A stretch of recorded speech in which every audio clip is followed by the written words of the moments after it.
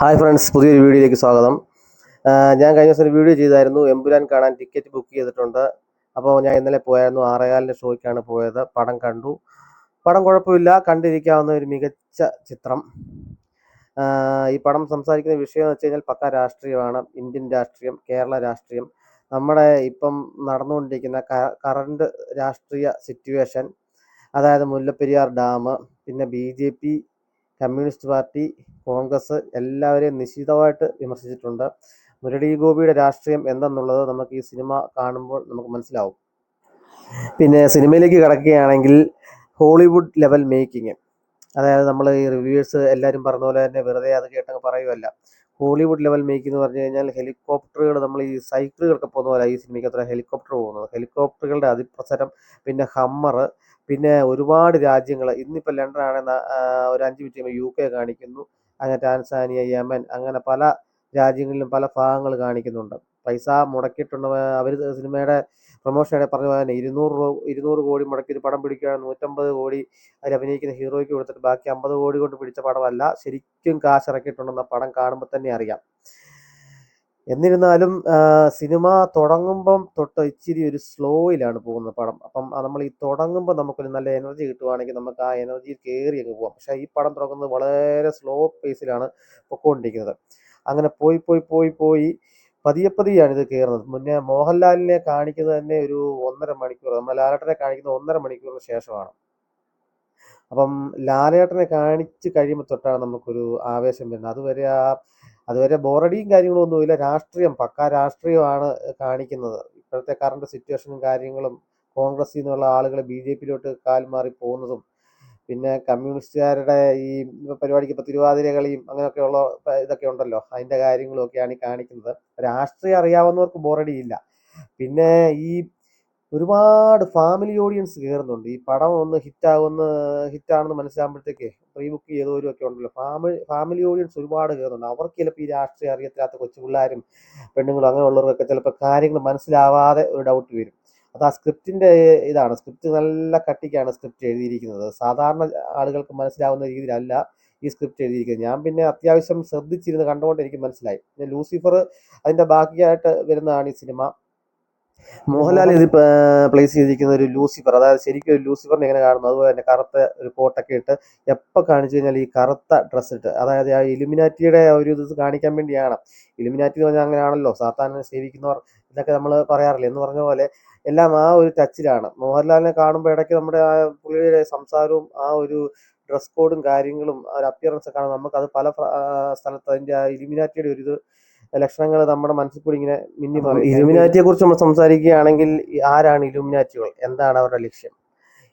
നമ്മൾ ജീവിക്കുന്ന ഈ ലോകം ഭരിക്കുന്ന ഇലുമിനാറ്റിയാണ്. അതായത് നിത്യം ഉപയോഗിക്കുന്ന ഗൂഗിള്, ഫേസ്ബുക്ക് എല്ലാം ഇവരുടെ അധീനതയിലുള്ള കാര്യങ്ങളാണ്. നാം അറിയാതെ തന്നെ നമ്മൾ ചെയ്യുന്ന പ്രവൃത്തികൾ അവർ നമ്മളെ കൊണ്ട് ചെയ്യിപ്പിക്കുന്നതാണ്. ഡയറക്റ്റ്ലി ഓർ ഇൻഡയറക്റ്റ്ലി നമ്മൾ അവരുടെ ഒരു ഭാഗമാണ്. അതാണ് ഇലുമിനാറ്റികൾ. അതിനെക്കുറിച്ച് ഡീറ്റെയിൽ ആയിട്ട് നമുക്ക് വേറൊരു വീഡിയോ ചെയ്യാം. ഇപ്പം നമുക്ക് ബാക്കി ഈ പടത്തിൻ്റെ കാര്യങ്ങളിലേക്ക് കിടക്കാം. ഇടയ്ക്ക് മോതിരം കാണിക്കുന്നുണ്ട്, ഇലുമിനാറ്റിയുടെ പല പല സിമ്പല് കാണിക്കുന്നുണ്ട്. ആ പ്ലേസ് ചെയ്തിരിക്കുന്ന രീതി കൊള്ളാം. പക്ഷേ നമുക്ക് മോഹൻലാലിൻ്റെ ഇതിൽ വരുമ്പോഴത്തേക്കും സ്റ്റീഫൻ്റെ സീൻ വരുമ്പോഴത്തേക്കും പക്കാ സ്റ്റീഫനായിട്ട് പുള്ളിക്കാരൻ കയറുന്നുണ്ട്. പക്ഷേ ഈ ഖുറേഷിയിലേക്ക് വരുമ്പോഴത്തേക്കും അത്രയ്ക്ക് അങ്ങോട്ട് ഖുറേഷിയുടെ വെയിറ്റ് പുള്ളിക്കാരൻ അങ്ങോട്ട് കിട്ടിയിട്ടുണ്ടോ എന്ന് ചോദിച്ചു കഴിഞ്ഞാൽ അതില്ല. ഈ ലൂസിഫറിൻ്റെ അവസാനം ഖുറേഷിയെ കാണിക്കുമ്പോൾ ഉള്ള ഒരു സ്വാഗ് ഉണ്ടല്ലോ, ആ സ്വാഗ് നമുക്ക് ഈ പടത്തിനകത്ത് ഖുറേഷിക്ക് കിട്ടിയിട്ടില്ല. ആ പഞ്ച് അങ്ങോട്ട് കിട്ടിയിട്ടില്ല. എവിടേക്കോ ഇച്ചിരി ലോ ആയി പോകുന്ന പോലെ ഒരു ചെറിയ ഒരു തോന്നൽ വരുന്നുണ്ട്. അപ്പോൾ അതൊക്കെ ചോദിച്ചു കഴിഞ്ഞാൽ ബാക്കി പടം കുഴപ്പമില്ല, നല്ലൊരു മികച്ച ചിത്രം തന്നെയാണ്. നമ്മുടെ ഹോളിവുഡ് മേക്കിംഗ് ആണ്. പിന്നെ ഈ പ്രശാന്ത് നീരുമായിട്ടുള്ള കൂട്ടുകെട്ടൊക്കെ ഉള്ളതുകൊണ്ടായിരിക്കാം വൈഡ് ആംഗിൾ ഷോട്ട് ഈ ബാഹുബലി അല്ലെ KGF കാണുന്ന പോലെ ഇങ്ങനെ മേളീന്ന് ക്യാമറ ഇങ്ങനെ കൊണ്ടുവന്ന് താവോട്ട് പോകുന്നു, വണ്ടികൾ ഇങ്ങനെ നിരന്ന് ഇങ്ങനെ വളവൊക്കെ തിരിഞ്ഞു പോകുന്നത്, വൈഡ് ആംഗിൾ മേളീന്ന് ഷോട്ട് കാണിക്കത്തില്ല. അതൊക്കെ നല്ല മികച്ച രീതിയിൽ തന്നെ ഇമ്പാക്റ്റ് കൊണ്ടുവന്നിട്ടുണ്ട്. ദീപക് ദേവിൻ്റെ സംഗീതം ഇച്ചിരി ലോയാണ്, എന്നാലും കുഴപ്പമില്ല. നോർമലായിട്ടുള്ള രീതിയിൽ കൊടുത്തിട്ടുണ്ട്, ഒന്ന് ഓവറാക്കാതെ. അനിരുദ്ധിൻ്റെ കൂട്ടങ്ങ് ഈ ഓവറാക്കാതെ നോർമലായിട്ടുള്ള രീതിയിൽ കൊടുത്തിട്ടുണ്ട്. കുഴപ്പമില്ല, നല്ലതായിട്ട് ചെയ്തിട്ടുണ്ട്. ഓവറോൾ പടം മികച്ച എക്സ്പീരിയൻസ് ആണ്. ഇന്നലെ തന്നെ ഞാൻ ഫസ്റ്റ് ഷോ കഴിഞ്ഞിട്ട് ഇറങ്ങിയപ്പോൾ തന്നെ അവിടെ ആളുകളുടെ ചാകരയാണ്, ആളുകൾ ക്യൂ നിൽക്കുക കയറാൻ വേണ്ടി. ഭയങ്കര ഫാമിലി ഓഡിയൻസ് ആണ് കൂടുതലും, അല്ലാത്തവരും ഉണ്ട്. പിന്നെ ഈ സിനിമ കാണുമ്പോൾ നമ്മൾ സാധാരണ ഒരു മാസ് മസാല പടം കാണുന്ന രീതിയിൽ പോയി കാണില്ല. വ്യക്തമായിട്ടുള്ള അതിന്റെ രാഷ്ട്രീയം, ലൂസിഫറിന്റെ ബാക്കിയായിട്ട് സെക്കൻഡ് പാർട്ട് അല്ലേ, അപ്പൊ അതിന്റെ ആ രീതി ആ പടം കണ്ട് ഉൾക്കൊണ്ടിട്ട് അതിന്റെ ബാക്കിയായിട്ട് വേണം കാണാൻ. അങ്ങനെയുള്ള രീതിക്ക് നമ്മൾ പോയി കാണാവുള്ളൂ.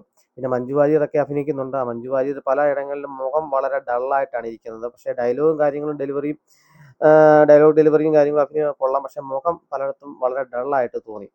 ഇതൊരു രാഷ്ട്രീയ ചിത്രമായതുകൊണ്ട് തന്നെ ഇതിനോടകം ചർച്ചയായി കഴിഞ്ഞിരുന്നു. BJP-ക്കാര് ഒന്നടങ്കം ഉപരോധം ഏർപ്പെടുത്തും എന്നൊക്കെ പറയുന്നു. ടിക്കറ്റ് ബുക്ക് ചെയ്ത് കൂട്ടമായിട്ട് ക്യാൻസൽ ചെയ്യുന്ന സ്ക്രീൻഷോട്ടൊക്കെ എടുത്ത് ഫേസ്ബുക്കിലൊക്കെ പോസ്റ്റ് ചെയ്യുന്നുണ്ട്. അങ്ങനെ ചെറിയ ചെറിയ ചർച്ചകളും ഇഷ്യൂസൊക്കെ ആയിട്ടുണ്ട്. അപ്പം എനിക്ക് പറയാനുള്ളത് വെച്ച് കഴിഞ്ഞാൽ, സിനിമയെ നമ്മൾ സിനിമയായിട്ട് കാണുക, എന്തെങ്കിലും വിമർശനമോ കാര്യങ്ങളോ ഒക്കെ ഉണ്ടെങ്കിൽ അതങ്ങ് അംഗീകരിക്കുക, അതൊക്കെ തന്നെ. പിന്നെ ഈ സിനിമയിൽ നല്ല 2 ഫൈറ്റ് ഉണ്ട്. ഒന്ന് ഫാൻസുകാർക്ക് വേണ്ടിയുള്ളതാണ്. നമ്മൾ ഈ നരസിംഹത്തിനകത്തും അല്ലെ ലൂസിഫറിനകത്തൊക്കെ കണ്ട പോലത്തെ ഒരു നാടൻ ഫൈറ്റ്. പിന്നുള്ള ലാസ്റ്റത്തെ വെച്ചാൽ ഒരു എമണ്ടം ഫൈറ്റ് ഉണ്ട്. പൃഥ്വിരാജും മോഹൻലാലും കൂടെ മത്സരിച്ചുള്ള ഒരു ഫൈറ്റ്. രണ്ടും നല്ല രീതിയിൽ ചെയ്തിട്ടുണ്ട്. പക്ഷെ പൃഥ്വിരാജിന്റെ ഫൈറ്റ് എന്ന് പറയുമ്പോൾ കുറച്ചുകൂടെ ഒരു പവർ തോന്നിക്കും നമുക്ക് അടിക്കൊക്കെ. മോഹൻലാല് പണ്ട് നല്ല രീതിയിൽ ഫൈറ്റ് ചെയ്ത ആളാണ്. ഇപ്പൊ ഇച്ചിരി ലോ ആണ്, എന്നാലും കുഴപ്പമില്ല, നല്ല രീതിയിൽ ചെയ്തിട്ടുണ്ട്. ഓവറോൾ അഭിനയിച്ചവരെല്ലാം നല്ല രീതിയിൽ അഭിനയിച്ചിട്ടുണ്ട്.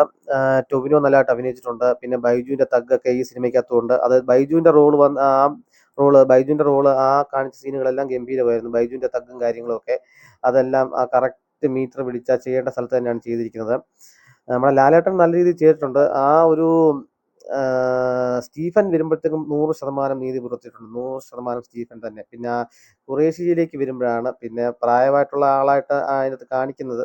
എന്ന് വെച്ച് കഴിഞ്ഞാൽ ചെറുപ്പവും കാണിക്കുന്നുണ്ട്, ഇച്ചിരി പ്രായമായിട്ടുള്ള കാര്യങ്ങളും കാണിക്കുന്നുണ്ട്. അപ്പം അതിൻ്റെയൊക്കെ ആയിരിക്കും. കുഴപ്പമില്ല, എന്നാലും കുറച്ചുകൂടെ പഞ്ച് സീൻസും കുറച്ചുകൂടെ പഞ്ച് ഡയലോഗ്സും അങ്ങനെ കുറച്ചുകൂടെ സ്വാഗ് നിറഞ്ഞ രീതിയിൽ ചില സീനുകൾ ഉണ്ടായിരുന്നെങ്കിൽ കുറച്ചുകൂടെ ഫാൻസ് ലെവലിലുള്ളതും അല്ലാതുള്ള കയ്യടിയും കൂടെ കിട്ടുമായിരുന്നു. പടം ക്ലാസ് ആയിട്ട് തന്നെയാണ് എടുത്തിരിക്കുന്നത്. ഇച്ചിരി സ്ലോ ആയി പോയിട്ടുണ്ട്. അല്ലാതെ നോക്കിയിട്ട് കുഴപ്പമൊന്നുമില്ല. അല്ലാതെ ഒരു മികച്ച സിനിമ തന്നെയാണ്. പിന്നെ സ്പോയിലറാണ്, ടൊവിനോ ഈ സിനിമയ്ക്കകത്ത് മരിക്കുന്നുണ്ട്. അതൊക്കെ എനിക്ക് എന്താണെന്ന് മനസ്സിലാകുന്നില്ല. കാര്യം ഒരു CM ആണെന്നാണ് പറഞ്ഞത്. ടൊവിനോയൊക്കെ പുഷ്പം പോലെ തട്ടിക്കൊണ്ട് വന്നിട്ട് ഹെലികോപ്റ്ററെ കൊണ്ടുപോയി പുള്ളി പൊട്ടിച്ച് ടൊവിനോ മരിക്കുകയാണ്. ഇതൊക്കെ ഈ സ്ക്രിപ്റ്റിന്റെ എന്തോ എനിക്ക് മനസ്സിലാകുന്നില്ല. അതോ ഇനി ലൂസിഫർ തേർഡ് വരുന്നുണ്ടല്ലോ, അപ്പൊ അതിന് വേണ്ടി എന്തെങ്കിലും പ്ലാൻ ചെയ്തതായിരിക്കും. എന്നാലും ടൊവിനോയുടെ ഒരു നല്ല റോളായിരുന്നു, അത് കളഞ്ഞു. അപ്പൊ അത് കുഴപ്പമില്ല. ഇനി അത് L3-ക്കകത്ത് എന്തെങ്കിലും ഇടാൻ വേണ്ടി ആയിരിക്കാം. കുഴപ്പമില്ല. എന്നിരുന്നാലും കാണാത്തവർ കാണുക.